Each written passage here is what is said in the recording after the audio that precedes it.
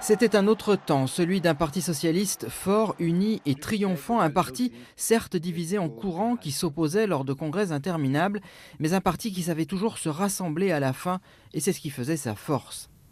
Depuis, de l'eau a coulé sous les ponts, mais aujourd'hui, dans les Alpes-Maritimes, même les socialistes les plus proches de Manuel Valls soutiennent Benoît Hamon par fidélité au Parti socialiste et à son histoire. Si on regarde dans les 30-40 dernières années, le parti qui a le plus réformé la France, le parti qui a fait le plus de transformations sociales, bien, ce meilleur outil, ça a été le Parti socialiste.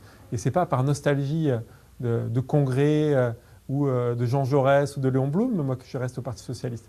C'est parce que je crois toujours qu'il est le meilleur outil pour transformer la France, mais à condition lui-même de changer. Il n'a pas assez évolué ces derniers temps. Même ligne de conduite chez beaucoup de socialistes varois. Au premier rang lors du meeting de Benoît Hamon à Nice, Elsa Di Meo, secrétaire nationale du PS très proche de Manuel Valls, mais qui respecte les règles de la primaire. Aujourd'hui, il m'apparaît urgent de préserver le parti, de préserver les cadres qui ont été ceux de désignation du candidat, malgré toutes les limites que je peux mettre aujourd'hui, tous les doutes que je peux avoir autour du projet qui est porté par Benoît Hamon.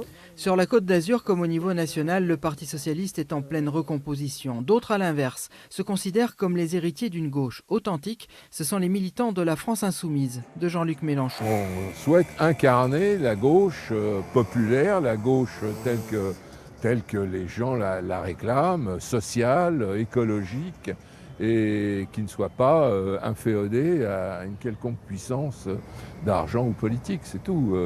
Le discours de Jean-Luc est très clair à ce sujet, et depuis longtemps. Il est donc loin le temps de l'union de la gauche. Reste à savoir si c'est une époque définitivement révolue. Et Elsa Di Meo.